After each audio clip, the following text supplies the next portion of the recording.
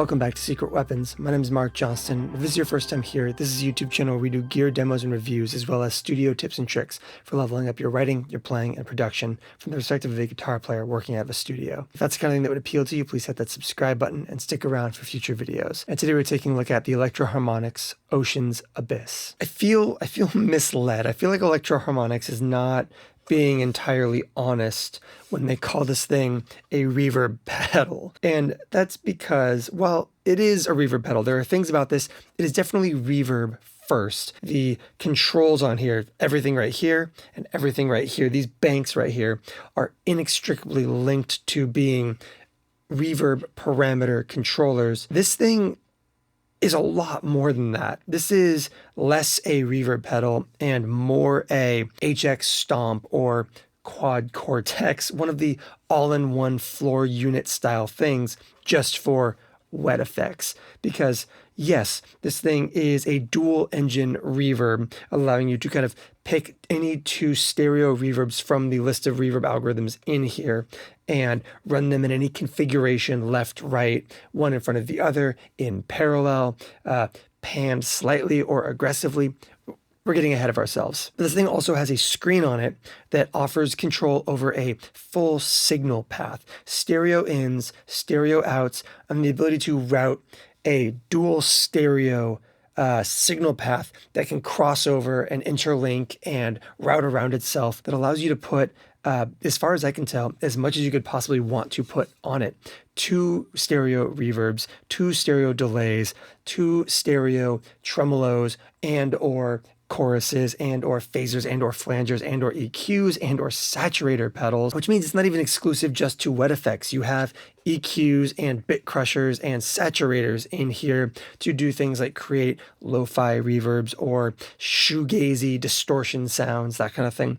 Again, we're getting ahead of ourselves. The point is, it's not a reverb. It is an all-in-one wet effects generator, and it sounds great, and it is legitimately the most powerful reverb pedal I've ever used, that I've ever heard of, bar absolutely none. And again, we're getting ahead of ourselves. It's really hard to know how to talk about a device like this. So let's start with the kind of core basics of the Oceans Abyss. First off, the interface. You have a screen in the center, a knob in the middle that allows you to navigate up, down, left, right, click to access, and turn as an encoder knob to change parameters on the screen right here. On the left side and the right side, you have the bypass switches for the 2 reverb engines that can run in this thing. And on each one, you have a button for toggling through the edit pages. You have a assignable momentary control, and your kind of tails, basically true bypass versus buffered bypass style functionality for the reverbs. You have high and low EQs with a assignable crossover point in the same way that you would with a lexicon rack reverb style reverb. You have a wet dry blend, and then up top you have a pan control, as well as a pre-delay control and a time control, which is going to be the decay time on the reverb. All of that is also the same on the other side for the other reverb. For all of those other effects that we talked about, those are adjusted and modified using the encoder knob and navigating the screen itself. You have a center button for being able to bypass and engage the entirety of the pedal. You have the ability to press both sides to toggle up and down through presets or access a live mode.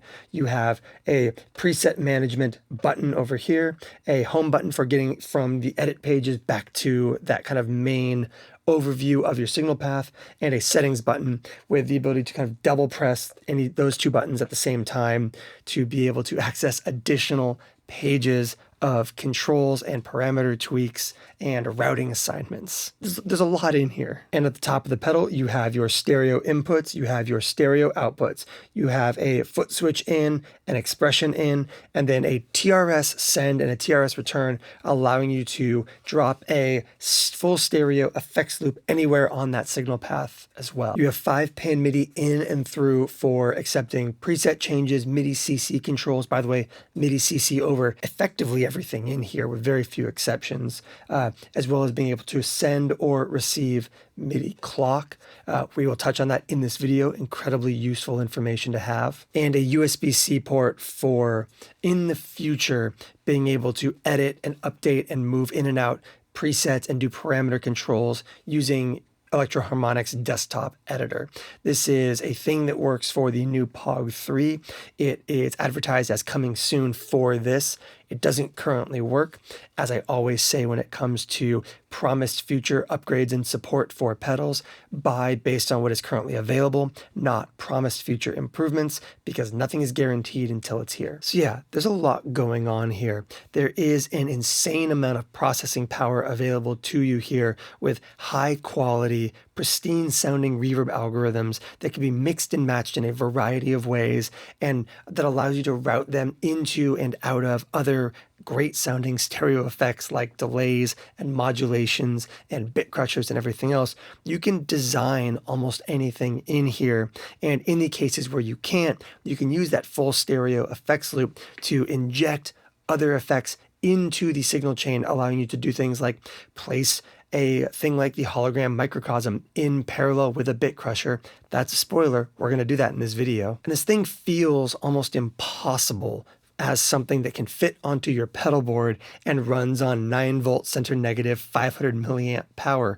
It feels like it should be a rack unit or a desktop unit, and it's pretty insane that it's a pedal. There's also so much going on here in terms of the way you navigate the pedal, the kinds of effects built into this thing, and the potential for the routing options, that it's important that we just kind of get into it. So we're going to get into our sound samples, and as with every video, but more so in this video than most, we are going to have all those chapter markers in the description down below so that you can jump to either the algorithm or the topic that you want to learn about in this video, because this is a long one, and there's a lot of diving to happen in this appropriately called ocean. That's a bad joke. So let's start off our sound samples by getting into the kind of navigation of the pedal.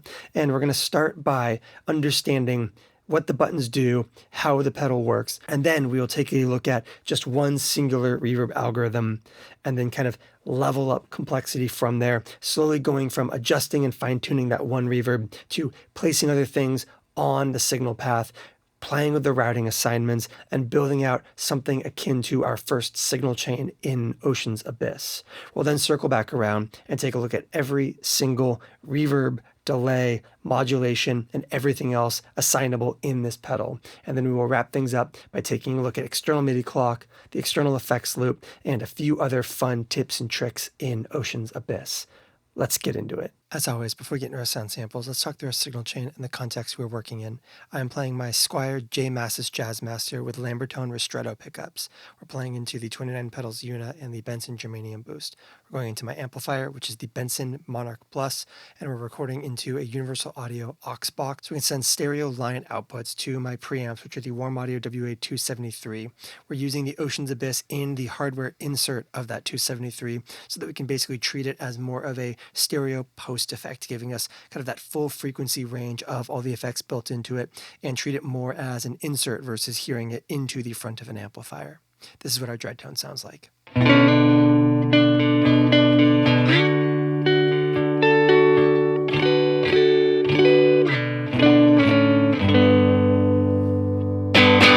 So as always, we're going to include chapter markers and timestamps in the description down below so that you can jump around this video and get to the specific sounds or concepts that you want to investigate more deeply for yourself. But before we get into running through all of the kind of reverb and modulation delay engines in the Oceans Abyss, I want to start by kind of walking through navigating the pedal itself, because this thing is at the outset a little bit of a deep dive, and I think that getting a handle on how to get around it effectively and quickly is going to be the most effective way of kind of getting past just scrolling through presets on a device like this. So let's go into it. So in talking about navigating the pedal, we're going to kind of approach this in escalating. So we're going to dive into navigating So we're going to dive into navigating the Oceans Abyss in cascading levels of complexity. We're going to start off by just taking a look at Reverb A itself, the physical controls on that side. We'll then kind of get into the deep control that you have over Reverb A using the menu system on the screen. And then after that, we will introduce Reverb B, place it on the map, and start getting into the actual kind of routing assignment stuff and the kind of like deep customization of the Oceans Abyss from there. But like I said, it's a little bit of a climb to get there. So let's start by taking a look at Reverb A. In order to have one of the reverbs be active in general, it has to be placed on the kind of signal path on the screen, but you can tell if it's active or not based on whether or not that light is on. So you'd have to press that to have that light up, but it would still need to be on the map to be able to utilize it. So because green is on, A is active, and to activate the pedal, you press the center button to activate that light right there.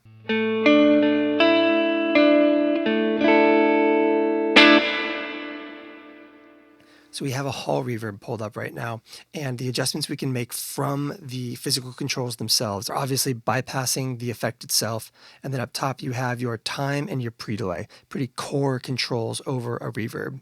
To the left of that you have a pan control, and below that you have your blend. So this is going to be your wet-dry blend, and this is going to pan that stereo reverb from left to right in your kind of like stereo space. EQ controls are to the right of that. They are detented at the middle point because from there they can either boost or cut EQ.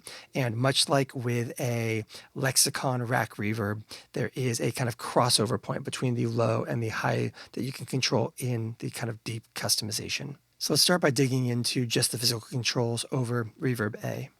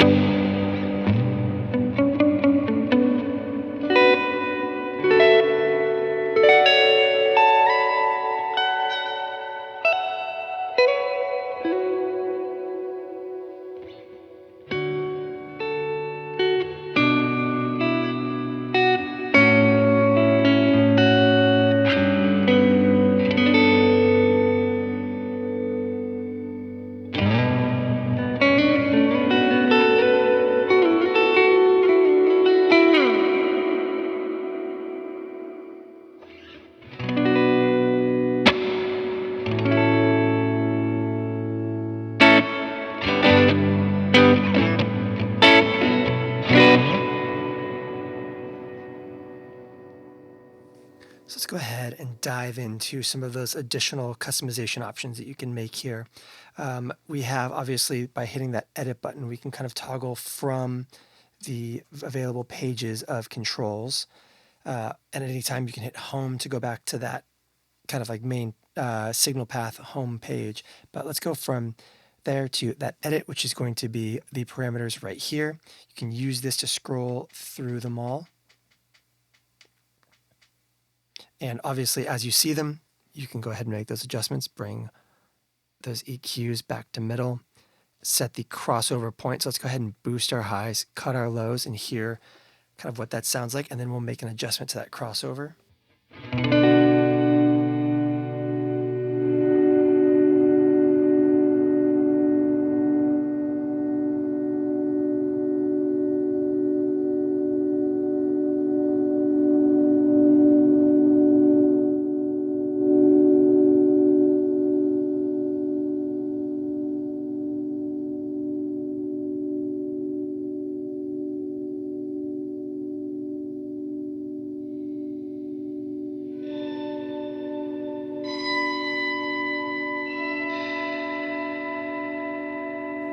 So with a 12K crossover point, you are only getting incredibly high highs out of that high boost. By turning it back down, you can create something more of a reasonable.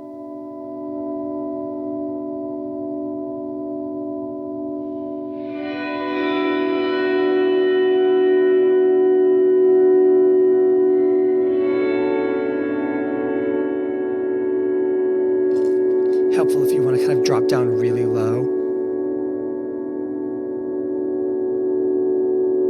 And just use that to kind of like, you could use that crossover to use this to just carve out like rumbly lows so that you get like a full frequency band over here, but are able to just basically low pass the pedal. So taking it to like 2K.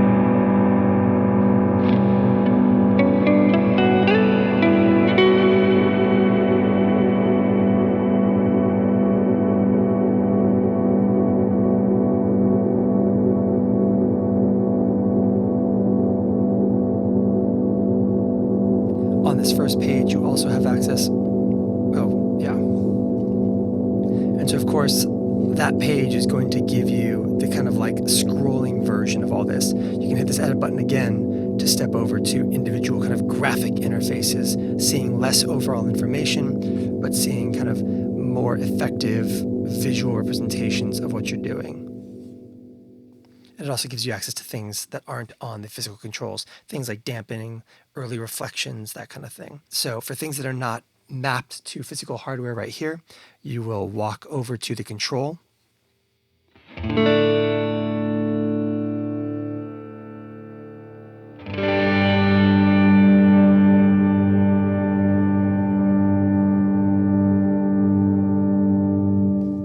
make adjustments like that.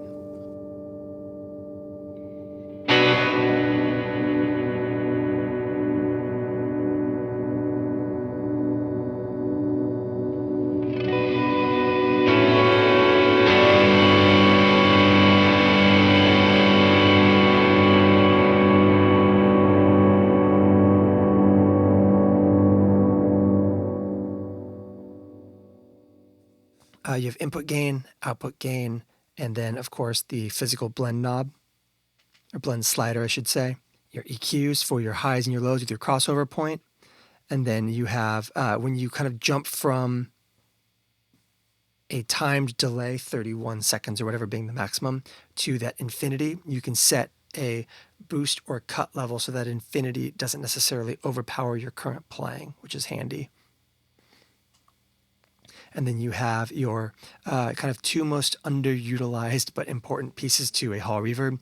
Early reflections, which let's go to full wet to showcase what that is. It's going to be the splashiness of the initial attack of the reverb. So at 0, you have a very smooth, silky kind of reverb initial hit and trail.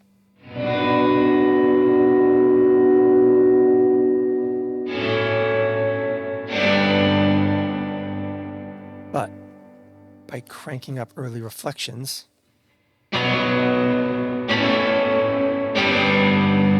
get that slap of the kind of like quick reflection back into the, proverbial microphone, so to speak. And remember, we were at full wet right there, so.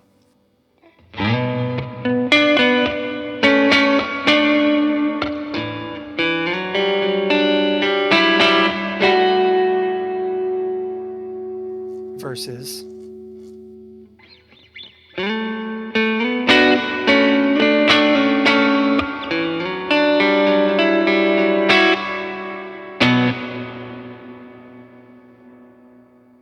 And then, of course, you have a diffuse control, which is going to be how smooth the reverb is versus how much it kind of is a bunch of multi-tap delays that kind of form a reverb. So if you take it down to 0, you get.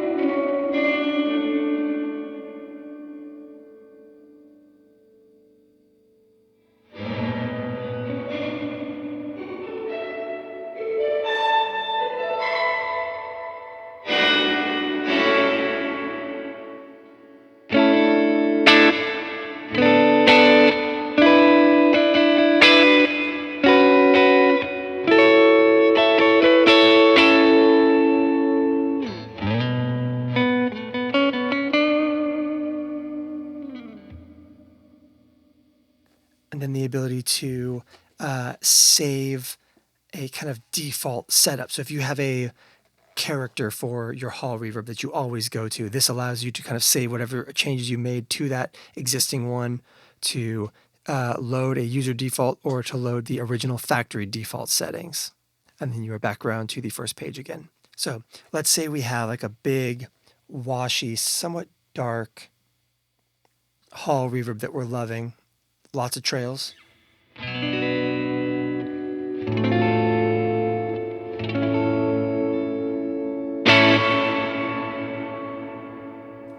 But we want to add another thing with some character. So let's go ahead and add in Reverb B right now. So on the map, we're going to toggle to one of these other points along the way. You can see that the titles change. You have stereo connectors and effects. So if you go to the front, this is how you get into your pedal, whether you route both inputs to one side or the other. We will circle back around. For now, we're going to kind of keep this left and right go down one signal chain and then to the output of the pedal. So in front of that long, big reverb, let's go ahead and assign Reverb B right here. We're going to tap on it, and we're going to go up and change, instead of changing all these parameters, we're going to go up. We're going to change the kind of reverb that we are using here. And what we want to use is going to be a reverse. And down here you have things like modes for like an echo or a swoosh. Let's go with an echo and take the blend down for A, bring the blend up for B, and give it a listen. Oh, and of course, activate blend reverb B.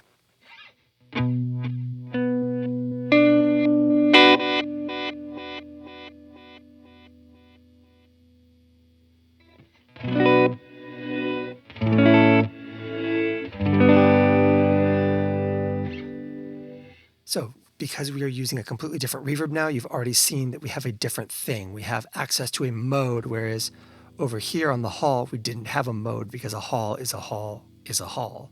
So let's go ahead and step through some of our parameters now. We, of course, have our time control. A pre-delay.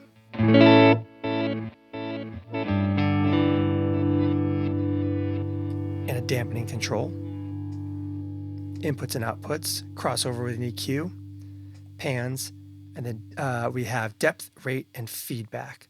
So depth and rate is going to be modulation that also presents itself as a stereo space here, and then feedback is going to be kind of the internal recursion of that.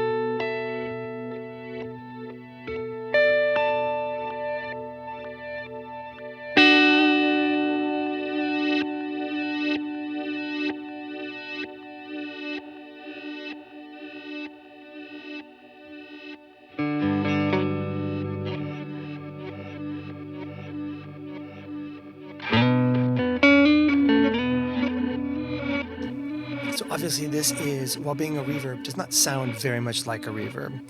Obviously if we go to that swoosh mode,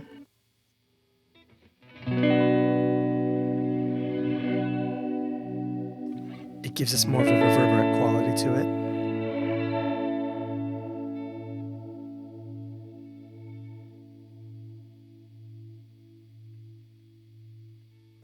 But the beauty here is this is ahead of, as we stated before, this reverb B, or reverb A, which is going to be a giant hall.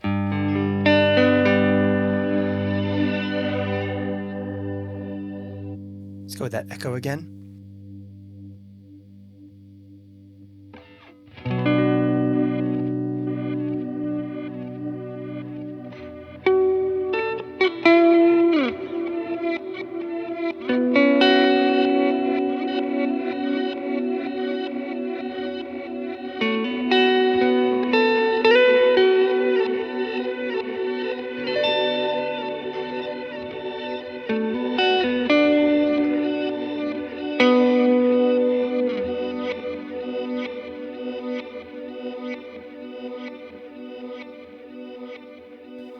But again, this is not where Reverb B has to go. Let's go ahead and take a look at some more advanced routing options here. But again, that doesn't have to be the arrangement here. You don't have to have B running into A or vice versa. So let's go ahead and take B back out of the picture here. Turn that back into just a wire point. Let's go over here and put B directly next to Reverb A. And now all we have to do is go ahead and we can get to B here however we want to. We can go to over here, this main point, and run them as kind of stereo parallel lines. Add a wire here.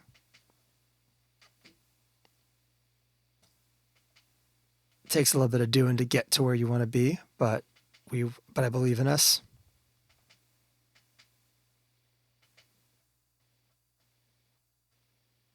And now we have dual mono.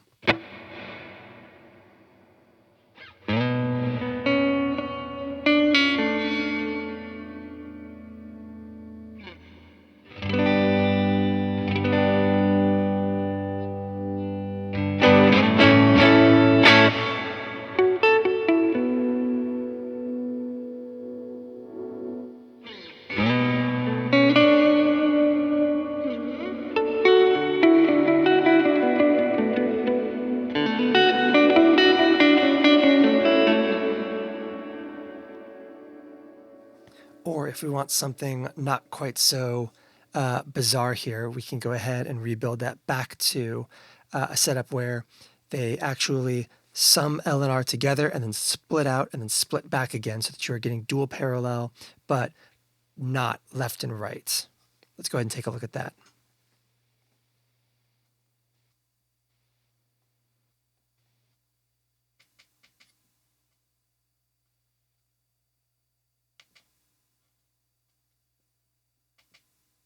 So as you can see, as you are building your signal chain like that, at the bottom here, you have additional information you always want to be looking for. This is a stereo connector, which means that the stereo integrity of each engine is being preserved as it sums back to mono and back out again.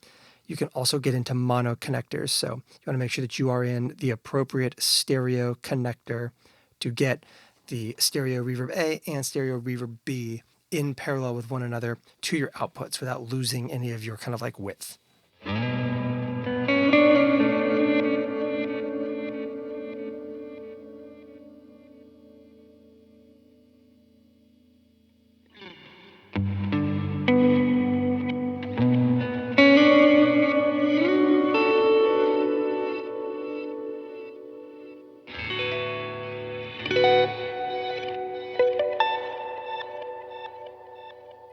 And of course, if you wanted to, you could still just do that panning thing. But this way, instead of being solid mono across, you have more flexibility on how aggressively you want that panning to happen.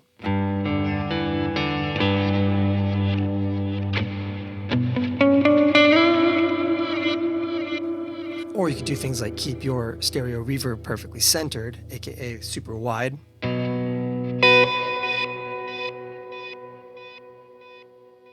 And move that reverb off to the side.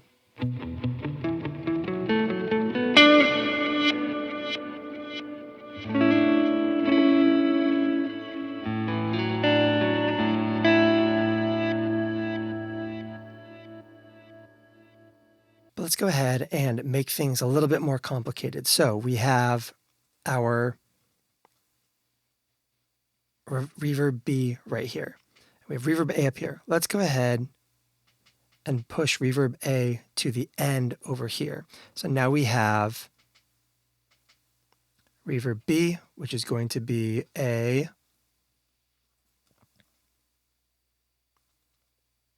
make it a shimmer this time. So now we have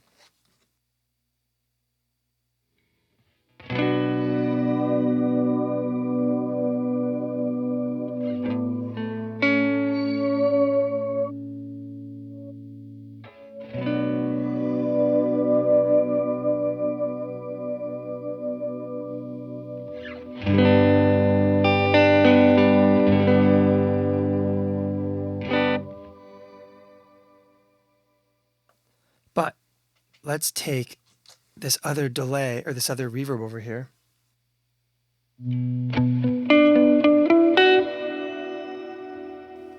And add something else to the equation. Let's go ahead and put a delay right here. So now we have a delay ahead of it. We can go in here and take a look at what kind of delay we are running.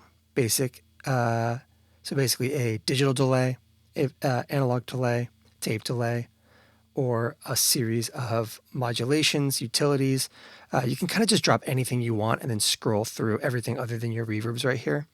But let's go ahead and go with a tape delay. Take that blend down on that reverb. Take out reverb B.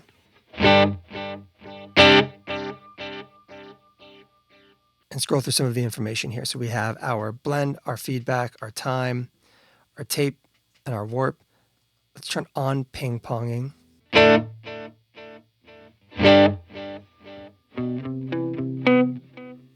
you have access to a few different versions of it. You can have it only hit on one side or the other. You can have it start with one side or the other, or you can do a crossover version. We're going to go sum into left.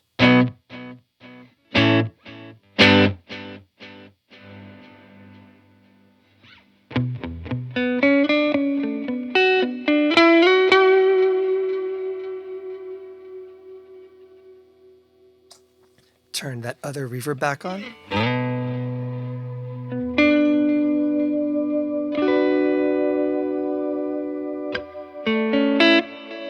And it's not receiving any of that delay because that delay sits after the split in the signal chain.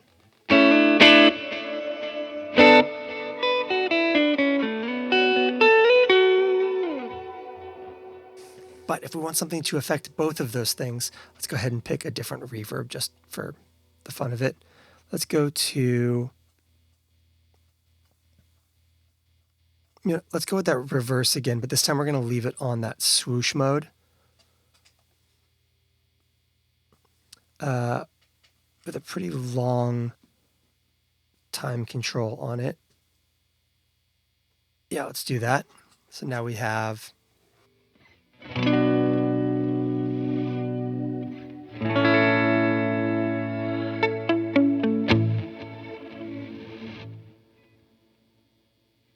we can even take that full wet because we have a blend control over here.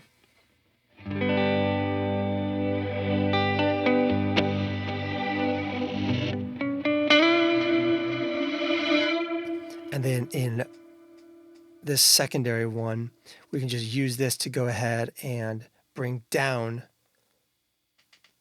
the output. So we can have that channel be full wet and just reduce how loud that reverb is versus the wet dry mix of that reverb.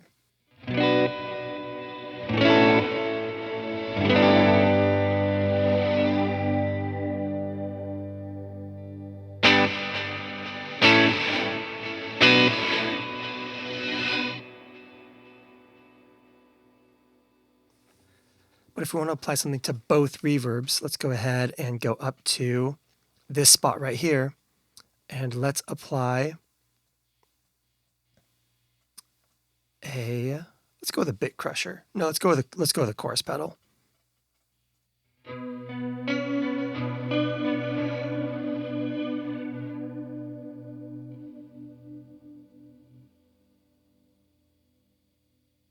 Make it nice and wide.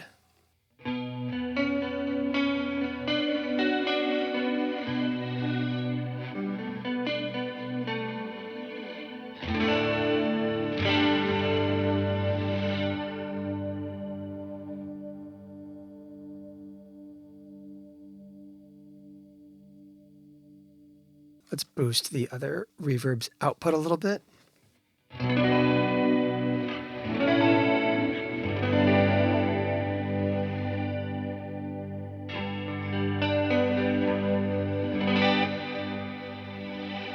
But what you'll notice is we've now assigned a chorus on B and that tape delay on A. And so if we hit the A foot switch, both that tape delay and that reverb turn off.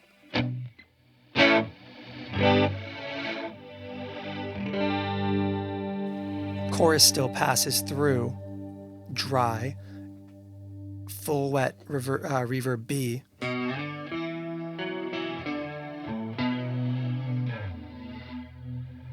Or vice versa, you can turn off the chorus and that secondary reverb and just get your tape delay and your reverb.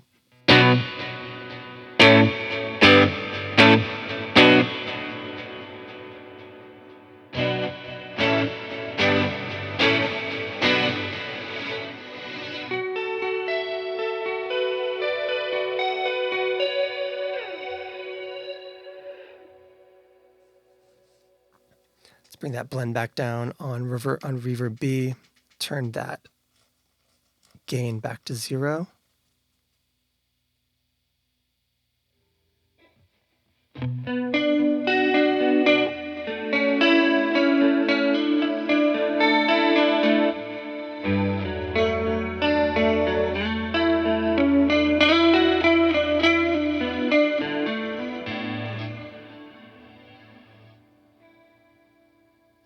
But this is not where you run out of things to do. So let's go down over here and let's say that we want a tremolo applied afterwards. Let's add a trem. Where's tremolo? Trem. That applies to both. Let's say that we want it to be a falling ramp.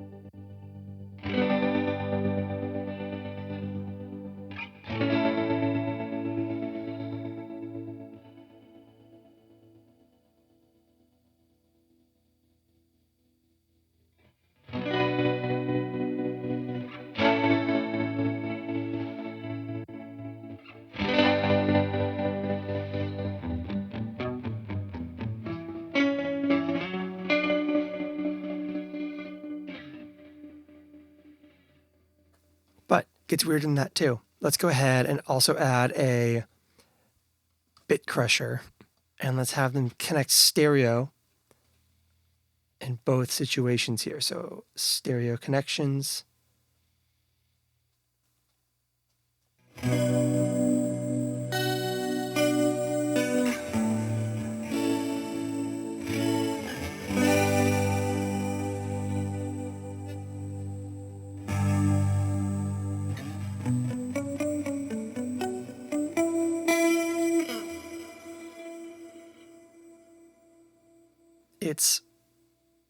It's wild how robust this thing can get. You can also feed that, if we wanted to take this back to that original echo that we liked.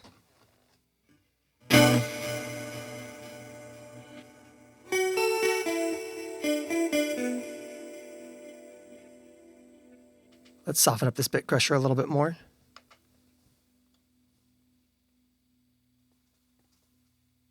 $12-bit.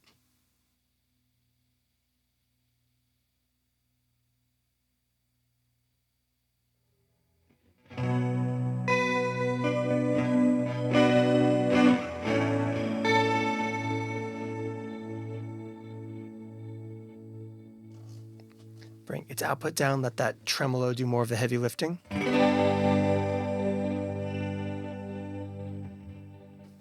But then also say that we want to feed that that reverb B back into reverb A again. We can do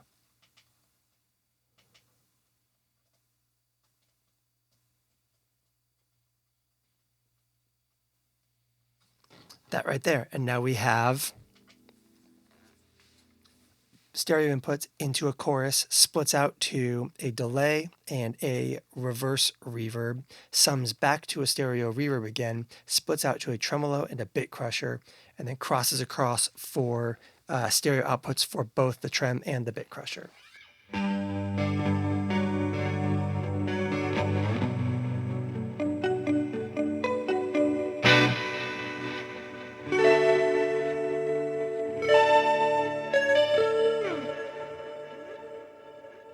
Or you could even go here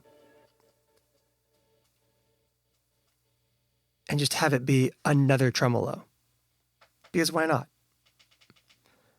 Make this one even more stereo.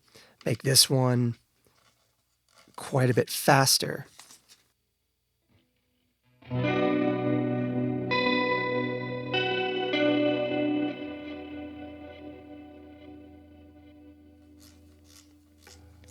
Or make this one incredibly slow.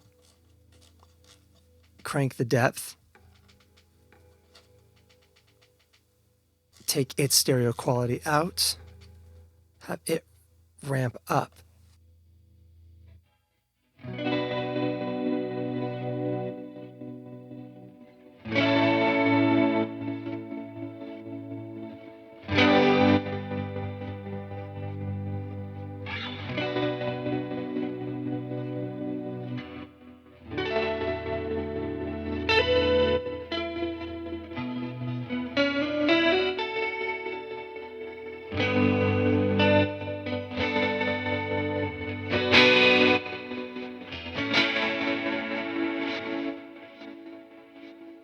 So now that we've built our first kind of weird signal path in this pedal, let's go ahead and take a look at all of those dedicated reverb algorithms. We're going to just kind of page through each one, making adjustments and kind of trying not to talk too much during the process, but instead just kind of dig into the soundscaping capacities of each of these reverb algorithms.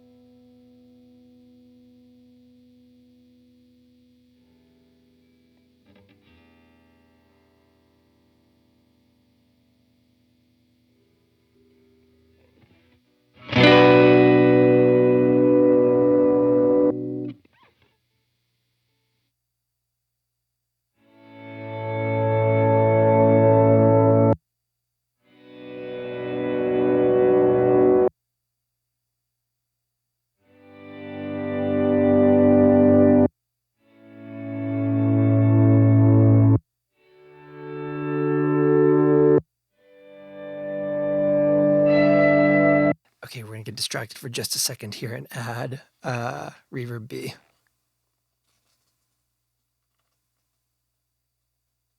For just a little bit of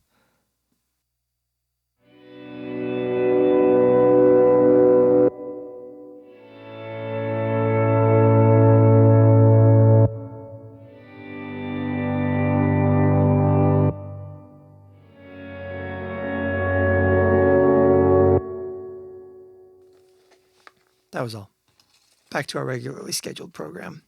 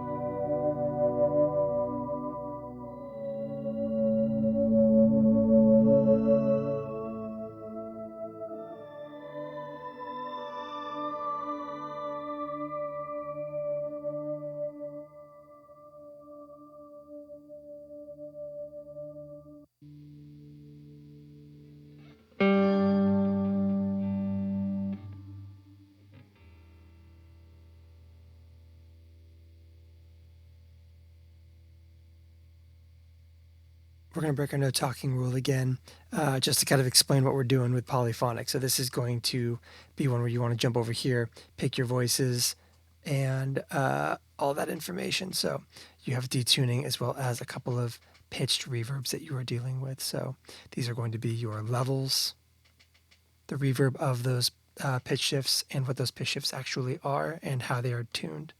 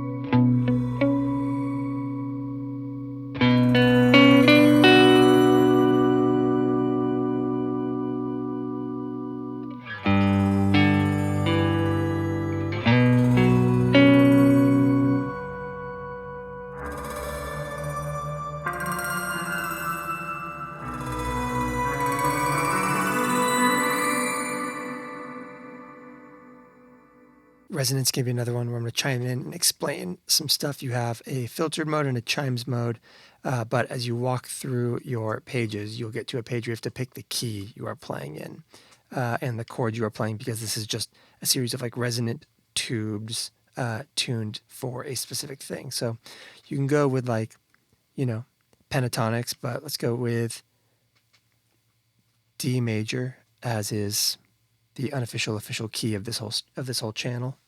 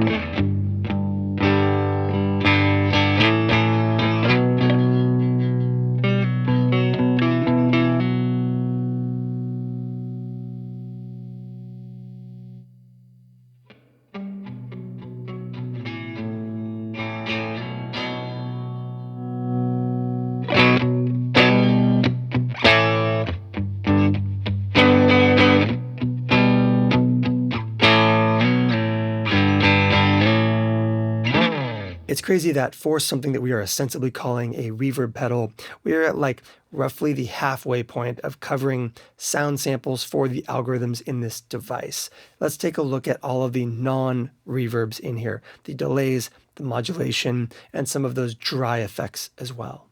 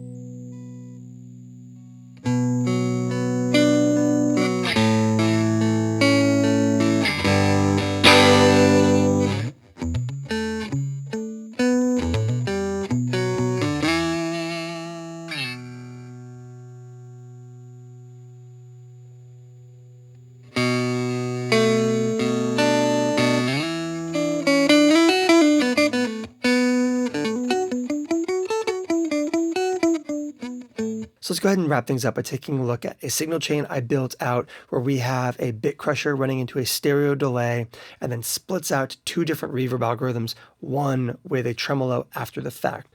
We are going to take this opportunity to add another pedal, in this case the hologram microcosm, in parallel using that effects loop in stereo with the bit crusher, and then we're going to use the MIDI out on the microcosm to assign clock to both the delay and the tremolo. Let's go ahead and take a look at how we set up those routing assignments, how we set up that MIDI clock, and what our end result sounds like. Okay, let's take things a little bit deeper on a few levels. We have a signal chain put together here in the Oceans Abyss, a bit crusher into a stereo analog delay that then splits out to two different reverb engines, with reverb B then going into a tremolo as well. It's a pretty cool sound. Let's go ahead and give it a listen.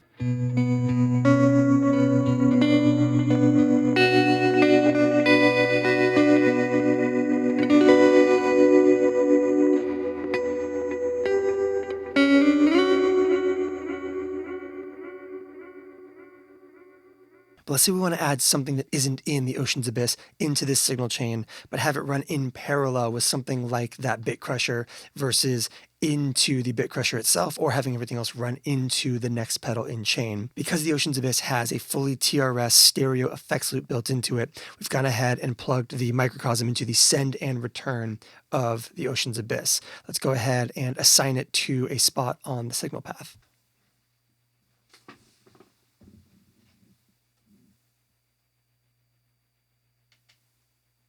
And just like that, we now have the stereo inputs from the Oceans Abyss running into both the bit crusher and the microcosm in parallel, summing them back together, each retaining their stereo image for the analog delay, and then splitting out again to our two reverbs. Let's go ahead and give that a listen.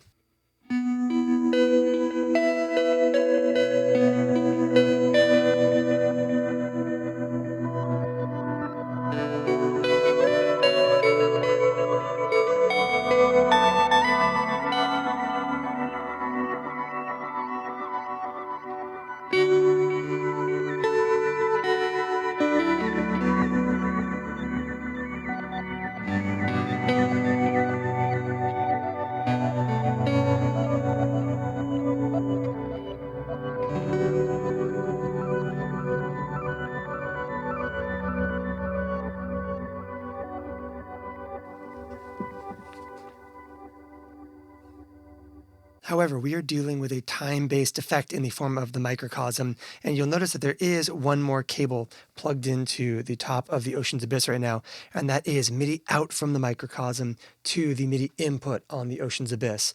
So let's go ahead and access the ability to sync our tremolo and our analog delay to the clock from the microcosm. As you can see, if we navigate over to the analog delay in this, we can see that our time is set to a half note. That's because if you scroll high enough up on your time control, it switches over to subdivisions. And so we have a half note on that. And then if you go over to our tremolo, we have the exact same thing, but in the form of an eighth note on our trem. To sync these to an external source, you have to press your home and your settings together to access your kind of preset controls. Go to tempo settings, scroll down, and set your tempo sources from internal to MIDI clock. And now, when we tap in a tempo on the microcosm, that will be reflected in the tempo of both the tremolo and the analog delay, as well as obviously the clock in the microcosm. Let's give it a listen.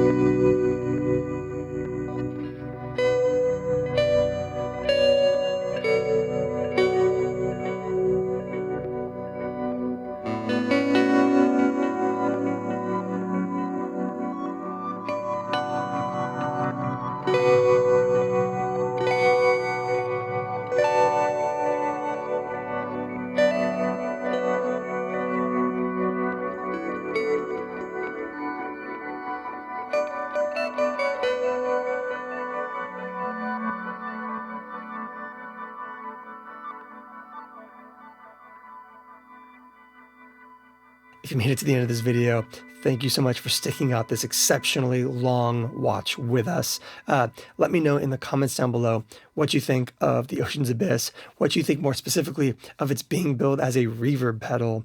And if you liked the video, please share with somebody else, and I will see you in the next one.